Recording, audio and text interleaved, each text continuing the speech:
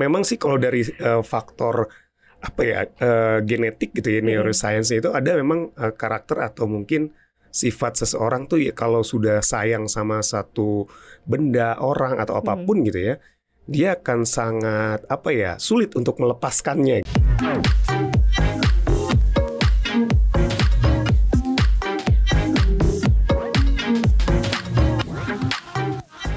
Halo Sobat Cuan, apa kabar? Selamat datang di podcast Cuap-Cuap Cuan. Hari ini ada Talk with Expert bareng Mas Ai Hidayah, Financial Expert CNBC Indonesia. Sobat Cuan lagi ngapain nih? Mungkin lagi ada di jalan mau pulang, di kantor, atau mungkin lagi sakit karena polusi udara, begitu ya. Sehat-sehat ya, memang karena situasi ini kita nggak boleh lengah ternyata. Kirain COVID udah selesai, tapi ternyata ada musuh yang lain ya. Kita mau bahas soal financial planning lagi, keuangan lagi. Kira-kira Sobat Cuan kenal yang namanya sunk cost fallacy nggak sih? Mungkin nggak banyak yang tahu kali ya, Mas. Nggak banyak yang tahu ya. Istilahnya tapi, kayaknya rumit gitu ya. Rumit banget, gue nyebutnya kayak sunk cost fallacy ya. Itu kebiasaan kita untuk jadi jauh lebih konsumtif ya. Kayak kalau kayak gue nih Mas Ai, dulu gue pernah kayak mengalami situasi kayak gini. Waktu pas gue punya uang pertama kali tuh, gue jadi konsumtif. Tapi barang-barang yang gue beli tuh lebih ke barang-barang yang murah, tapi tuh banyak. Jadi misalnya kayak sepatu nih, gue karena baru punya duit, jadi kayak gue bisa beli sepatu sendiri. Gue beli sepatu tapi harganya murah, tapi sering gitu warna-warni. Dan gue tahu nih di otak gue, nih karena murah, cepet rusak. Tapi gue kayak membenarkan gitu, ya udah kalau rusak beli aja lagi kan murah. Gitu. Itu masuk nggak sih ke kategori sunk cost fallacy? Iya, sebenarnya mirip. Jadi sunk cost fallacy kita ambil katanya dari sunk cost. Sunk cost itu kan istilah akuntansi sebenarnya, istilah beratnya itu. Kalau di istilah akuntansi dia itu artinya adalah biaya yang hangus atau yang hilang gitu ya. Karena memang hilang karena kita melakukan sesuatu atau tidak bisa dikembalikan lagi di masa kini atau di masa depan gitu ya. Nah, sunk cost fallacy sendiri ini memang di istilah perencanaan keuangan atau di istilah keuangan adalah kekeliruan sikap kita terhadap biaya-biaya yang sebenarnya hilang atau hangus itu. Salah satunya mungkin yang tadi Mbak Maria bilang. Kayak aku gitu waktu itu ya. Mbak Maria udah tahu nih beli sepatu banyak gitu ya. Sebenarnya nggak dipakai semua gitu kan. Itu kan biayanya hilang gitu kan, hangus gitu ya. Tapi tetap dilakukan gitu.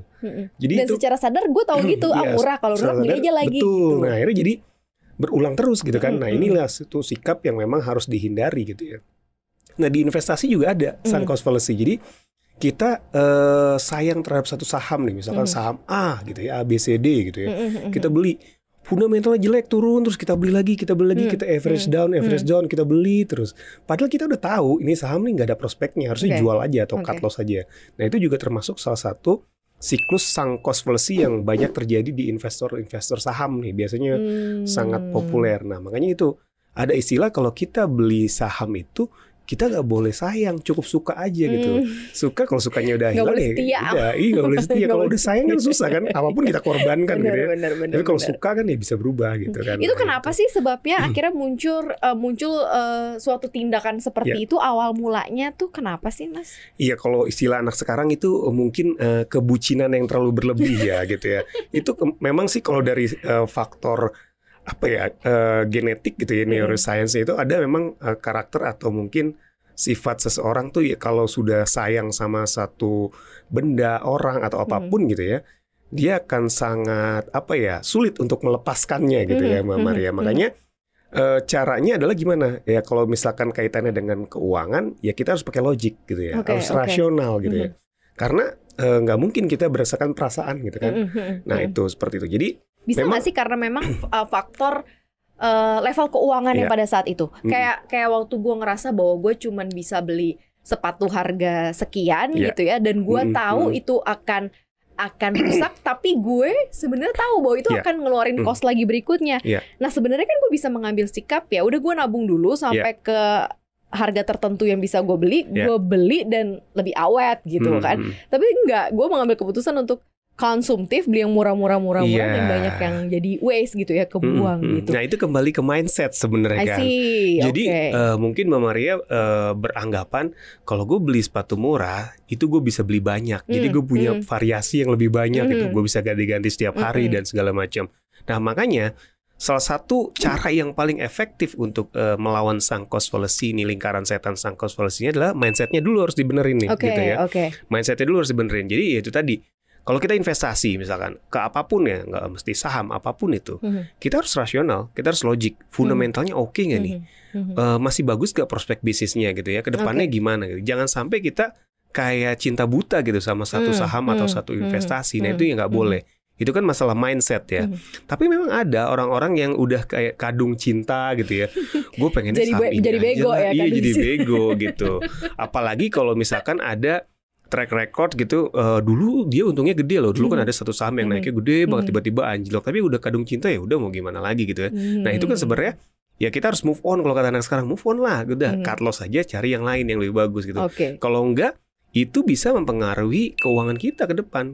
Bisa makin turun cash flow-nya, bahkan bisa bangkrut ya kalau kita turutin terus nih si kebiasaan sunk cost fallacy ini. Padahal gitu. lo bisa melakukan banyak hal termasuk mitigasi resiko-resiko besar yang mungkin akan terjadi ya. Betul. Gimana kalau sunk cost fallacy ini keluar karena memang ya itu tadi kalau misalnya soal level keuangan dan gak ada pilihan. Contoh nih Mas Hai, misalnya beli rumah jauh dari pusat kota, rumah second, terus kondisinya emang parah banget. Tapi ya emang itu yang disanggupi saat itu, ketimbang keluar kos yang lebih gede mungkin untuk ngekos gitu ya. Jadi istilahnya dia pikir udahlah mendingan beli rumah di pinggiran. Tapi udah selain mungkin secara fisiknya not good enough, biaya yang dikeluarkan kan untuk menuju ke pusat kota kan lumayan jauh. Nah ini dengan kondisi kayak gini bisa nggak sih? Itu kan kayak gak ada pilihan gitu loh. Dan harus gimana gitu. Dengan dia tahu bahwa akan ada sunk cost fallacy yang dikeluarkan dengan pilihan-pilihan semacam itu. Atau misalnya beli kendaraan gak bisa beli baru, beli second gitu ya, sesuai dengan budget yang dia punya. Nah itu gimana tuh Mas? Nah ini salah, mindset yang salah. Selalu ada pilihan dalam hidup. Jadi gak pernah gak ada pilihan dalam hidup. Nah itu kata kuncinya ya. Jadi selalu ada pilihan. Permasalahannya kita mau mencari atau enggak. Kita mau menganalisa nggak, meriset atau enggak gitu ya. Let's say kita misalkan punya uang yang sedikit, tapi kita harus punya tempat tinggal. Misalnya kayak tadi Mbak Maria bilang, apakah kita harus beli rumah di jarak yang jauh, tapi nggak bagus rumahnya, atau kita ngekos? Nah kita bandingkan aja gitu ya, dengan secara rasional gitu ya Mbak Maria. Kita misalkan aktivitas banyak di mana hari-hari gitu ya. Kira-kira ada nggak di sekitar kita tempat tinggal yang memang bisa mengakomodir budget kita gitu, baik itu sewa maupun beli gitu ya. Kalaupun nggak ada, cari yang sedikit lebih jauh gitu ya. Tapi paling nggak masih lebih mending, dan secara transportasi juga misalkan ada transportasi publik gitu ya. Jadi memang selalu ada pilihan, tapi memang effort yang harus kita berikan mungkin untuk mencari pilihan yang terbaik ini agak harus berat gitu ya, harus banyak gitu ya Mbak Maria. Jadi memang itulah mindset yang harus kita tanamkan gitu. Begitu pula di keuangan gitu ya. Kalau kita mau beli suatu produk investasi, misalkan ekonomi global lagi jelek, banyak perang di luar gitu ya. Terus di sini mau pemilu, kayak seolah-olah nggak ada sentimen yang positif gitu. Tapi selalu ada pilihan gitu. Asal kita mau mencari gitu kan. Kalau misalkan ekonomi lagi jelek, apa sih yang bagus? Biasanya kan kalau yang konservatifnya logam mulia gitu ya, harganya naik. Atau kalau yang agak sedikit paper asetnya, misalkan obligasi gitu ya, itu masih menarik gitu. Karena memang pasti di tengah situasi yang seburuk apapun ada pilihan. Paling tidak pilihan yang jauh lebih baik dibanding kita pasrah pada posisi sunk cost fallacy tadi itu ya Mbak Maria. Jadi memang kita harus terus mencari, kita harus terus membandingkan, meriset, menganalisa gitu ya. Jangan sampai nanti terjebak dan menyesal gitu kalau udah mendapat kondisi sunk cost fallacy itu. Gimana sih caranya meminimalisir sunk cost fallacy itu jika sudah terjadi di kehidupan kita sekarang nih? Misalnya ya udah mau nggak mau deh, karena udah terlanjur salah nih ngambil keputusannya gitu ya. Apa yang harus mulai dilakukan nih supaya tidak kemudian banyak biaya terbuang sia-sia gitu Mas Hai? Aku ambil contoh untuk investasi misalkan gitu ya. Misalkan aku investasi di saham ABCD gitu ya. Udah lama nih investasinya, turun terus aku tambah turun. Padahal aku tahu saham itu saham yang nggak sangat prospektif gitu. Fundamentalnya juga jelek gitu ya. Manajemennya juga nggak bagus gitu. Nah kalau sudah dalam posisi yang terjadi seperti itu, terjebak dalam posisi sunk cost fallacy, pertama yang harus kita lakukan adalah stop. Jangan tambah lagi di saham itu. Itu pertama. Kedua, kita harus rasional gitu. Kalau memang kita analisa, kita lihat ke depannya memang ini udah nggak ada harapan, kita jangan takut untuk cut loss. Jangan takut untuk cut loss. Sisa dana yang ada kita alihkan ke saham lain yang memang punya prospek yang bagus. Karena menurutku gitu ya, kalau sudah terjebak di posisi sunk cost fallacy yang sudah dalam gitu, mau nggak mau kita harus potong kerugian gitu. Jadi jangan sampai kerugian kita makin dalam, Mbak Maria. Kalau sudah makin dalam kan makin bahaya gitu ya. Itu hal hal yang harus dilakukan. Nah, kalau sudah kita keluar dari posisi sunk cost fallacy itu, jangan kita ulangi lagi, ya kan? Mindsetnya adalah kalau di investasi ya kita harus benar-benar cari yang fundamentalnya oke. Yang kedua, untuk meminimalisir resiko apa? Kita lakukan diversifikasi. Jangan cinta pada satu saham aja gitu ya. 2, 3 itu masih oke gitu ya. Jadi kita diversifikasi resikonya gitu ya. Dan kita evaluasi. Jadi jangan serta-merta dia turun nggak apa-apa deh nanti naik, atau nanti turun ntar nggak apa-apa deh nanti juga naik gitu. Jangan, kita evaluasi. Dia turunnya karena apa nih? Apakah karena memang sentimen teknikal aja, atau sentimen lagi ada berita buruk aja, atau memang fundamentalnya nggak bagus gitu. Nah, ini juga menjadi suatu kunci yang harus kita lakukan gitu ya kalau berinvestasi. Dan evaluasi secara rutin.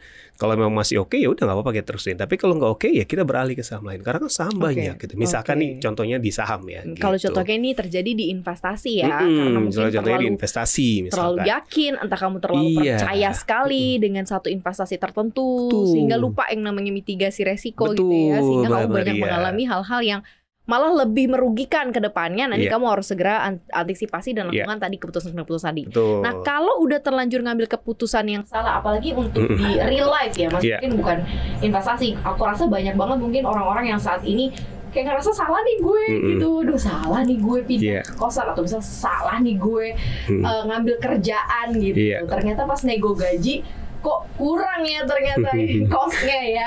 Nah, gajinya sekian, itu kan akhirnya menimbulkan mungkin biaya kebutuhan yang lebih besar gitu ya. Atau sunk cost tadi itu yang harus kayak gimana Mas? Ya, kalau misalkan dalam kehidupan gitu ya, let's say tadi ya kita salah ngambil cost. Kadang-kadang kan juga ini sering kali terjadi, teman-temanku juga banyak gitu ya. Demi untuk kenyamanan dan mungkin gaya hidup gitu ya, dia pengen ngambil kosan yang agak sedikit mewah gitu ya. Pokoknya bagus, fasilitas lengkap, tapi harganya mahal. Dia mungkin berpikir nanti bisa cukup lah dari gaji gitu kan. Ternyata pas udah dijalani nggak cukup gitu ya. Nah, ini kan sering kali terjadi nih di kalangan anak-anak muda gitu ya. Kalau sudah terjadi seperti itu, misalkan kita udah bayar kosan ini setahun ke depan gitu ya. Ya sayang kan kalau kita langsung pindah gitu kan, misalkan gitu ya. Ya udah, mau nggak mau harus ada kos-kos lain yang ditekan gitu. Misalkan kos untuk makannya kita tekan gitu ya, kos untuk transportasinya kita tekan, kos untuk misalkan komunikasi kita tekan, atau lifestyle-nya kita tekan. Karena kita harus realistis ya, jangan sampai ada masalah di cash flow kita. Sunk cost fallacy ini kan menyebabkan masalah di cash flow ya. Cash flow-nya bisa jadi minus gitu ya. Jangan sampai kita biarkan berlarut-larut. Karena kenapa? Kalau berlarut-larut, cash flow yang minus itu akan apa? Memakan aset gitu ya. Akhirnya jual ini, gadai ini, segala macam, akhirnya habis dan bisa jadi bangkrut gitu. Makanya harus cepat diatasi gitu ya. Ya, berarti harus ada kos-kos yang memang nggak pokok atau bisa dikurangi. Ya udah, dikurangi dulu. Nanti sambil kita cari cash flow-nya, betul. Sambil nanti kita cari solusi permanennya apa ke depan gitu ya. Oh, ternyata permasalahannya ini, ternyata kosan gue terlalu mahal nih. Gue harus cari deh kosan lain yang lebih affordable, tapi juga nggak terlalu jauh dari kantor gue, misalkan kayak gitu. Jadi itu solusi permanennya yang memang harus kita persiapkan sambil berjalan ya. Solusi dekatnya yaitu kita kurangi dulu kos-kos yang dirasa nggak perlu untuk menutupi cash flow yang negatif itu, Mbak Maria.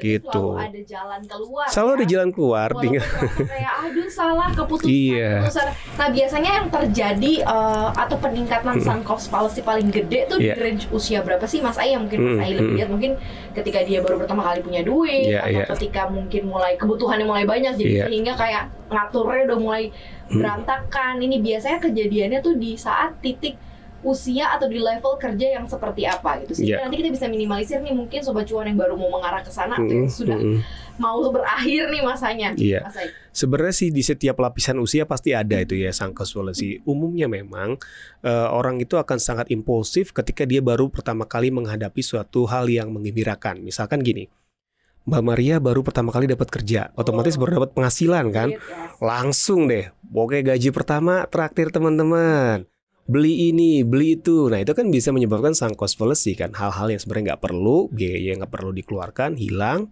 tapi dilakukan juga, padahal udah tahu tuh, pasti akan habis uangnya. Nah, ini makanya harus diantisipasi nih. Mau untuk kaum first jobber nih ya, udah mulai harus antisipasi gitu ya. Jangan sampai shock, tadinya nggak punya uang gitu ya, sekarang punya uang kan. Nah, ini harus diantisipasi dengan perencanaan keuangan yang baik gitu ya. Oke lah, boleh traktir teman, tapi harus ada posnya sendiri misalkan. Tapi sisanya juga harus dialokasikan ke misalkan investasi, ke proteksinya juga, dana pensiun, dana darurat dan lain sebagainya. Sisanya baru nanti kalau emang mau happy-happy ya bolehlah masuk ke biaya lifestyle gitu ya. Itu. Nah, biasanya juga orang-orang yang baru menikah juga. Nah, biasanya baru menikah. Karena biasanya kan kalau baru menikah ini kan pertemuan antara dua orang gitu ya. Dia pengen sesuatu yang bagus, nyaman, enak. Oh, gue pengen rumahnya begini gitu kan. Tempat tinggalnya begini, pengen beli barang ini segala macam. Nah, ini juga nih harus dikompromikan nih. Ini beda lagi nih masalahnya kan. Karena biasanya namanya pengantin baru kan pengennya yang happy-happy aja kan, yang enak-enak aja.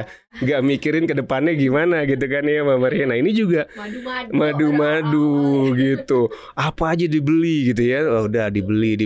Akhirnya ya ternyata uangnya habis aja dan dia nggak mikir ke depannya nanti kalau punya anak gimana gitu ya. Belum punya rumah lagi gitu kan. Mau KPR udah DP-nya mahal kayak gitu kan. Mobil juga masih kredit gitu kan. Nah, ini kayak gini-gini kan harus dipikirkan. Jadi memang perencanaan keuangan ini adalah salah satu cara terbaik untuk melawan sunk cost fallacy ini sih Mbak Maria. Gitu. Tips Mas Ai untuk Sobat Cuan nih ya, generasi milenial Gen Z gitu, untuk supaya meminimalisir kesalahan dalam mengambil keputusan keuangan yang akhirnya menimbulkan uang-uang hangus tadi itu sunk cost fallacy yang kita nggak tahu bahwa itu kalau diakumulasi mungkin bisa jadi aset A atau aset B bisa di investasi A atau Yang paling basic adalah kita harus bisa bedakan mana yang kebutuhan, mana yang keinginan gitu ya Mbak Maria. Itu di perencanaan keuangan selalu kalau di pelajaran pertama tuh kita harus bedakan dulu nih mana yang menjadi kebutuhan kita, mana yang keinginan. Kayak tadi baru dapat pekerjaan gaji pertama, traktir teman-teman itu kan keinginan sebenarnya. Tapi apakah itu kebutuhan kita? Enggak kan sebenarnya gitu. Jadi kita harus pisahkan dulu nih kebutuhan, keinginan. Nah, setelah kita tahu, dahulukan yang kebutuhan, termasuk kebutuhan-kebutuhan yang memang sifatnya urgent atau nggak bisa diganggu-gugat gitu ya. Misalkan untuk tempat tinggal, untuk makan, transportasi dan lain. Nah, itu yang kedua setelah kita tahu kebutuhan dan keinginan adalah kita lakukan perencanaan keuangan gitu. Kira-kira berapa nih biaya yang harus kita keluarkan untuk kebutuhan-kebutuhan kita gitu ya. Kita tempatkan di mana nih? Apakah di tabungan, apakah di produk investasi, ataukah di mana gitu yang memang sesuai gitu ya. Yang ketiga, kita baru tentukan nih tujuan-tujuan keuangan lainnya nih di luar kebutuhan yang pokok gitu ya. Mbak Maria pengen apa nih? Misalkan let's say kita pengen nanti ada budget buat kredit mobil, kredit rumah dan semacamnya. Itu juga harus kita mulai rencanakan lagi. Jadi perencanaan keuangan ini memang bertahap ya. Dari kebutuhan yang pokok dulu baru nanti yang ke sekunder, tersier dan seterusnya gitu. Dan itu kita lakukan dari jangka pendek, menengah, panjang. Jadi setelah kita petakan gitu ya kebutuhan-kebutuhan kita semuanya, baru nanti keinginan-keinginan kita sisip-sisipin gitu ya. Kira-kira pengen jalan-jalan di akhir tahun misalkan, atau pengen nanti pergi haji misalkan sama orang tua gitu, atau apapun itu. Nah, itu juga tetap kita harus alokasikan dananya dan kita harus rencanakan gitu ya, dimasukkan ke instrumen apa. Jadi intinya adalah jangan sampai kita hidup ini nggak punya perencanaan, Mbak Maria gitu. Karena kalau aku sih nggak setuju dengan satu statement yang let it flow gitu. Nggak bisa. Kita nggak bisa let it flow. Kita harus rencanakan. Benar. Dan kita harus pastikan rencana itu berjalan sesuai dengan keinginan kita. Seperti itu. Nah, itu sih kuncinya. Dan kita jangan ragu untuk terus menggali, belajar, dan juga mengevaluasi. Apakah yang kita rencanakan ini sudah baik atau belum. Gitu. Jadi itulah cara yang paling tepat ya untuk keluar dari jebakan sunk cost fallacy ini gitu. Ribet kata-katanya, tapi ternyata begitu dijabarkan secara harafiah kayaknya banyak deh yang pernah mengalami ya. Pasti. Juga pernah berada di situasi itu mungkin dalam jangka panjang sehingga susah buat keluarnya. Betul. Nah, tadi Mas Ai udah kasih banget informasinya. Nah, mudah-mudahan Sobat Cuan sekarang merenung nih saat ini terjebak di dalam kondisi sunk cost fallacy nggak sih? Banyak hal-hal yang harus dikeluarkan yang tidak sebagaimana mestinya. Itu sebenarnya bisa di-cut, bisa diselesaikan gitu ya, dan bisa dialihkan ke aset-aset produktif lain. Ketika malahan nguap nggak jelas. Betul. Ya. Semangat Sobat Cuan ya, karena financial plan itu fun banget ya. Fun banget, sangat menyenangkan untuk mengetahui dan menuju ke arah financial goals kita gitu. Jadi dengan merapikan kondisi keuangan kamu sekarang. Terima kasih udah dengerin Talk with Expert hari ini. Jangan lupa dengerin konten podcast kita lainnya di Apple Podcast, Spotify, dan Anchor. Follow akun Instagram kita di @cuap_cuan dan subscribe YouTube channel kita di cuap-cuap-cuan. Like, share, dan juga komen ya. Kita berdua pamit. Terima kasih Sobat Cuan. Bye-bye.